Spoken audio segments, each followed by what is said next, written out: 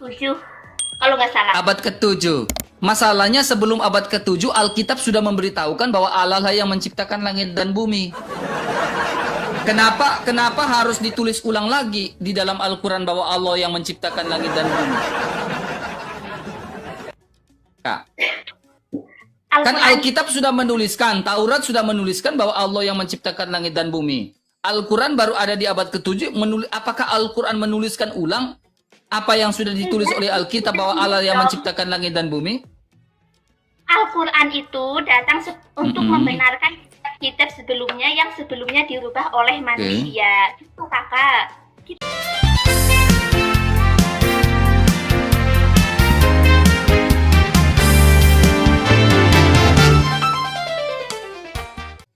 Oke, silakan naik lagi. Mau bosan-bosan, yang penting ya kita lihat suatu saat ya banyak orang yang akan oh Yesus itu mati ya, tidak diserupakan ya. Itu poinnya teman-teman. Tujuan saya itu di situ. Itu tidak memahami kak. Sekarang saya tanya lagi kakak.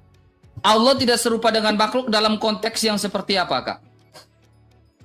Ya dalam konteks segalanya. Pokoknya dia tuh nggak sama dengan ciptaannya, itulah intinya. Oke, gitu.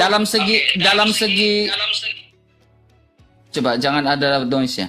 Dalam segi sifat Allah serupa dengan makhluk atau tidak? Tidak beda dong. Kan beda, jangan samakan dengan manusia, jangan samakan. Iya, sama nggak dengan iblis? Manusia tuh punya rasa ngantuk, manusia tidur, manusia makan, nggak mungkin. Allah itu sifatnya sama dengan manusia? Tidak, Allah tuh maha pengampun, nggak beda, jangan samakan manusia dong, beda. Oke. Jauh. Iblis itu menyesatkan atau tidak kak? Gimana? Iblis itu menyesatkan atau tidak? Iblis ada yang muslim, ada yang kafir, tergantung iblisnya saja. Maksudnya saya tanya, sifat iblis itu menyesatkan atau tidak? Kebanyakan sih iya, kebanyakan. Dia tuh suka ya pokoknya begitu. Menggoda manusia. Kalau iblis menyesatkan, Allah menyesatkan atau tidak? Allah tidak pernah menyesatkan kecuali hambanya saja yang mau menyesatkan dirinya sendiri. Gitu. Aku tahu ayat itu Ibrahim kan, surat Ibrahim. Tahu itu tuh. Sabar kakak. Aku udah pernah sama di Rom 11 yang ayat Ibrahim itu, cuman sabar. Mereka nggak paham, mereka salah paham aja gitu. Nih, iblis menjawab karena engkau telah menyesatkan aku. Ini itu di dalam surah Al-A'raf ya, surah Al-A'raf ya. Iblis menjawab karena engkau telah menyesatkan aku.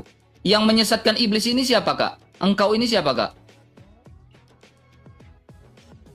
Bukan itu artinya iblis itu kan yang membangkang kak. Iblis itu membangkang perintah Allah gitu. Itu konteksnya. Bukan karena Allah menyesatkan iblis menyesatkan. Iblis membangkang perintah Allah, bukan Allah menyesatkan si iblis gitu. Gimana sih? Gimana? Iblis itu membangkang perintah Allah. Jadi Allah menyesatkannya, bukan Allah langsung menyesatkan si iblis gitu kakak. Oke, saya lihat. Jadi Allah itu iblis itu menyesatkan, Allah tidak menyesatkan. Allah tidak pernah menyesatkan hambanya, terkecuali hambanya yang nggak mau mencari kebenaran. Gitu kak, kan kita diberi akal, diberi otak, diberi kecerdasan untuk berpikir. Itu mana yang benar, mana yang salah. Bisa membedakan mana Tuhan dan mana manusia. Gitu. Oke. Iya. Sabar. Oke. Coba Anda memberitahu saya hidayah apa yang didapat dari Allah, ya, yang bisa kita dapat dari Allah di dalam imannya abang. Kakak, silakan. Hidayah itu milik Allah kak, jadi aku nggak bisa. Hidayah itu milik Allah. Allah, aku nggak bisa itu. Maaf ya. Allahnya kakak ini eksis di abad keberapa kak? Yes, Allah itu awal dan akhir, dan dia udah aja nggak kan seperti angka 1 aja, tidak dicipta, udah ada kayak angka 1 aja, tahu nggak sih? Allah itu hanya angka 1 saja. Maksudnya kok kakak menyerupai Allah dengan angka 1? Katanya Allah tidak serupa dengan makhluk, tetapi kakak menyerupai Allah dengan angka 1. Gimana kak? Saya agak bingung nih kak dari tadi nih. Coba. Kan Anda bertanya, Allah itu ada kapan kan? Tahu kan? Anda nanya gitu. Sejak zamannya Adam, Allah itu ada nggak? Udah ada dia Allah tuh ada sejak penciptaan langit dan bumi, pokoknya gitulah. Udah ada. Kamu tahu dari mana Allah menciptakan langit dan bumi, Kak? Aku nggak tahu, kalau nggak salah dari Al-Quran kakak. Tapi aku lagi belum butuh, jadi belum bisa pegang Al-Quran. Kalau berbicara tentang Al-Quran, Al-Quran ini ada di abad keberapa, Kak? 7, kalau nggak salah. Abad ke-7. Masalahnya sebelum abad ke-7, Alkitab sudah memberitahukan bahwa Allah lah yang menciptakan langit dan bumi. Kenapa harus ditulis ulang lagi di dalam Al-Quran bahwa Allah yang menciptakan langit dan bumi? Kak. Kan Alkitab sudah menuliskan, Taurat sudah menuliskan bahwa Allah yang menciptakan langit dan bumi. Al-Quran baru ada di abad ke-7. Apakah Al-Quran menuliskan ulang apa yang sudah ditulis oleh Alkitab bahwa Allah yang menciptakan langit dan bumi? Al-Quran itu datang untuk membenarkan kitab sebelumnya yang sebelumnya dirubah oleh manusia. Itu kakak.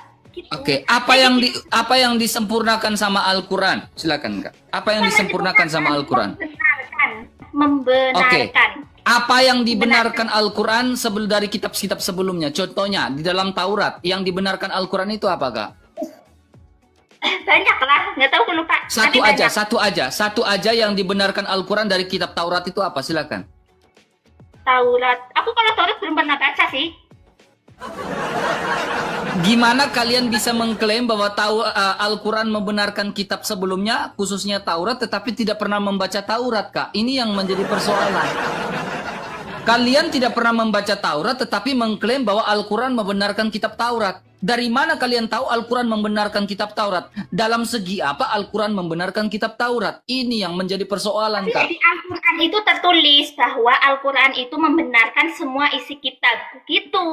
Di surah Al-Maidah, kalau nggak salah surah Al-Maidah. Iya, gini. Ketika di dalam surah Al-Maidah mengatakan Al-Quran membenarkan kitab sebelumnya, tentunya harusnya Al-Quran itu bisa membuktikan kitab apa yang dibenarkan, dalam segi apa yang dibenarkan. Dulu, tadi kita kan lagi bahas tentang Yesus, kok malah kesini-sini sih? Karena di sini kita lagi berbicara tentang Allah, eksistensi Allah. Eksistensi Allah di dalam kekristenan itu adalah senantiasa menunjukkan eksistensinya lewat firman-Nya. Dan Yesus Kristus adalah firman-Nya Allah, dia eksis, dia ada. Bahkan Yesus Kristus mempunyai banyak sekali kelebihan yang tidak. Bahkan Alkitab mencatat, jikalau kamu menuliskan semuanya tentang aku, Yesus, maka satu dunia ini tidak akan sanggup menampung semuanya. Dulu, gitu. Katanya Yesus itu kan punya mukjizat kan? Apa kan mukjizat itu? Apa? Pengen tahu aja, mukjizatnya apa aja? Pengen tahu. Oke. Nih, saya sering omong nih, Kak. Ya. Yesus dilahirkan dan diperanakan secara rohani. Ya, dia bukan Tuhan menurut kalian, ya. Tetapi Yesus memiliki mujizat, membangkitkan orang mati, punya tujuan, ya, punya tujuan dan punya saksi matanya. Oke, punya saksi matanya. Nah, sekarang, Kak, banyak lagi mujizat dari Yesus Kristus. Orang buta dia sembuhkan, orang tuli dia dengar, dia bisa buat dengar, orang lumpuh dia bisa berbuat jalan. Ya, sekarang ada nggak Nabi Muhammad, ada nggak eksistensi Allah Subhanahu Wa Taala lewat Nabi Muhammad, ya, bisa menyembuhkan orang lumpuh, bisa menyembuhkan orang buta? Coba satu aja. Nabi Muhammad itu banyak mujizatnya, dia bisa mengeluarkan air satu aja. Satu aja, yang simpel, ia membelah bulan, gitu aja, yang simpel kan. Oke, di mana ayat di dalam Al-Quran dia membelah bulan, Kak? Silakan. Nggak, itu memang ada. Iya, mana datanya? Oke, pada abad keberapa Muhammad membelah bulan, Kak? Pas dia menjadi nabi dong, karena waktu itu orang-orang kafir tuh sekitar abad ke-7? Ya pokoknya pas masih Nabi Muhammad masih hidup. Gitu. Oh, waktu Nabi Muhammad masih hidup. Tujuan dia membelah bulan ini apa, Kak? Menunjukkan mukjizat, menunjukkan bahwa tiada Tuhan selain Allah dan Nabi Muhammad itu hanyalah seorang utusan. Jangan mentang-mentang Al-Quran, sabar. Al-Quran dan sains itu saling berhubungan atau tidak, Kak? Saya tanya dulu. Gimana? Al-Quran dan sains itu saling membutuhkan atau tidak? Ya, bisa. Ya, iya sih ya. Jawab yang jujur, Al-Quran dan sains itu saling koneksi atau tidak, Kak? Iya sih, soalnya kan, iya, oke. Jangan iya sih. Al-Quran dan sains, ilmu pengetahuan. Terima Anda dong. Enggak, saya tanya, Al-Quran dan sains itu saling koneksi enggak, Kak? Sains Big Bang. Iya, oke ada. Soalnya di dalam Al-Quran ada. Oke, Ya, ada. Oke. itu Ya. ada teori Big Bang. Ya. Di Al-Quran itu ada penciptaan manusia. Oke. Berarti ada ya. Oke, saling koneksi. Sekarang, Kak, ya, akibat dari gravitasi bulan itu terjadinya apa, Kak? Gimana? Akibat dari gravitasi bulan itu apa, Kak? Gravitasi bulan ya nggak tahu aku sih. Akibat dari gravitasi bulan itu adalah pasang surut air laut, Kak, ya. Anda jangan lari-lari kemana-mana dong. Saya nggak lari kemana-mana, ini masih koneksi ya. Akibat dari gravitasi bulan adalah pasang surut air laut. Pertanyaan saya gini, Kak. Ketika Nabi Muhammad, pertanyaan pertama, ketika Nabi Muhammad membelah bulan, ya, bulan ini dilihat oleh seluruh dunia atau tidak? Tentu saja, Kak. Tentu. Oke. Belahan dunia mana yang melihat bulan terbelah di abad ke-7? Bangsa mana yang menyaksikan bulan terbelah di abad ke-7? Silakan. Tidak, penelitian siapa yang menyatakan? Cari aja di Google, kan ada punya HP. Kok cari Google? Kok Google yang lebih mahal tahu? Gini, Kak, dengar baik-baik ya. Ketika Anda mengatakan Nabi Muhammad membelah bulan, kita membuktikan, Kak. Membuktikannya gini, Kak, ya. Bulan ini kan dilihat oleh seluruh dunia, ya kan? Ya. Kalau bulan ini dilihat oleh seluruh dunia, bangsa siapa kan itu pada saat itu ada bangsa besar yang menguasai. Pada saat itu ada bangsa dari Mesir, bangsa Persia. Bangsa Persia itu begitu besar pada abad ke-6, abad ke-7 itu besar. Nah, apakah bangsa-bangsa besar seperti itu melihat bahwa bulan terbelah di abad ke-7 atau tidak? Nah, bulan apa yang terbelah ini di abad ke-7 yang disaksikan oleh bangsa Persia? Saya tidak lari kemana-mana, Kak. Justru di sini saya ingin membuktikan eksistensi Allah kamu benar-benar ada atau tidak. Anda mengatakan Allah kamu ada dengan menyatakan Muhammad membelah bulan. Oke. Saat itu bangsa Persia itu bangsa yang besar ya. Bangsa Yunani bangsa yang besar. Ada nggak mereka menyaksikan bahwa bulan terbelah di abad ke-7, Kak? Enggak, Kak. Sekarang tadi lagi bahas mukjizat kan. Oh, nggak ada. Nggak bisa dibuktikan ya, Kak? Yesus, aku tadi nanya tentang Yesus, Iya, saya kan sudah jawab tentang Yesus. Coba kamu jawab tentang Muhammad. Ada nggak bangsa siapa yang menyaksikan bulan terbelah di abad ke-7 itu siapa? Saya kan sudah jawab tentang Yesus. Ya, Anda kan tidak terima penjelasan saya. Makanya saya tanya kepada Anda, ya kan? Ya. Anda tidak terima dengan jawaban saya. Ya, makanya saya tanya. Saya minta bukti bahwa ada bangsa yang menyatakan, bangsa-bangsa lain yang menyatakan bahwa bulan pernah terbelah saat di abad ke-7. Mereka menyaksikan siapa? Musa membelah lautan. Musa membelah lautan ada saksinya. Ya kan? Bangsa-bangsa melihat semuanya. Dan bukti arkeologi sampai sekarang. Kereta berkuda, Fir'aun dan lain-lain itu bisa ditemukan di laut saat itu. Nah, sekarang kita melihat bangsa siapa yang memverifikasi bahwa mereka melihat bulan terbelah pada abad ke-7 saat itu. Silakan.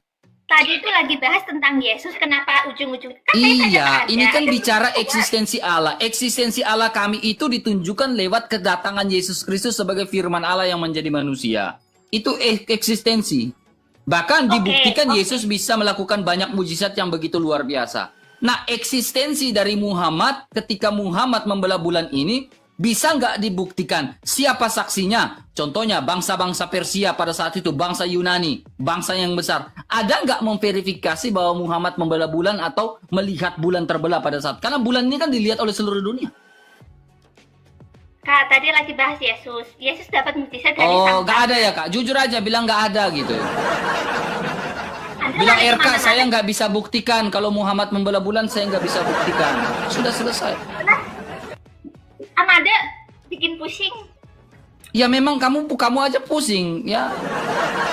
Anda lari kemana-mana. pembahasannya, nggak fokus. Saya satu- tidak satu lari tema. kemana-mana. Saya tidak lari kemana-mana. Justru saya membuktikan. Saya ingin tanya eksistensi Allah kamu itu ada enggak? Kok Allah eksisnya di abad ke-7? Ini yang saya bingung. Enggak, Allah. Saya bertanya, kenapa Allah tidak eksis ketika Adam dan Hawa jatuh ke dalam dosa? Kenapa Allah baru eksis di abad ke-7? Ini yang saya agak bingung sedikit. Debat sama yang ustadz, sama yang lebih pintar aja ya. Kakak tuh muter-muter doang. Masalahnya ustadznya nggak mau kesini, Kak. Contohnya Ustadz Wafi. Ustadz Wafi nggak mau kesini. Ya, saya udah ulang-ulang, Ustadz Wafi ayo diskusi. Nggak mau sih Ustadz Wafi. Bahkan aku diblokir dari WA dari Ustadz Wafi. Akun aku diblokir sama Ustadz Wafi. Ya, lalu dia follow saya dengan akun kecilnya. Nggak mau lah saya. Akun gedenya Ustadz Wafi memblokir akun saya. Saya tidak tahu alasannya apa. Ya, ini yang saya pertanyakan. Ustadz Wafi kok nggak mau? Kok di WA saya diblokir, ya kan? Di TikTok saya diblokir. Katanya jago-jago berdebat. Kenapa blokir saya semua? Segala sesuatu yang masuk lewat mulut, keluar lewat mulut. Dan tidak mungkin ada orang kerasukan roh jahat kalau tidak orang itu pernah jadi tumbangnya saya. Dalam nama Yesus. Dalam nama Yesus. Sikala nama. Dalam nama Yesus. Menjauhi kejahatan, bilang ini punya kerajaan surga dalam amin. Yesus sangat tahu bagaimana cara menyembuhkan orang buta itu. Diambil untuk menusukkan di Dalam nama Yesus. Cepat. Jangan lama-lama. Aku perintahkan engkau demi nama Yesus.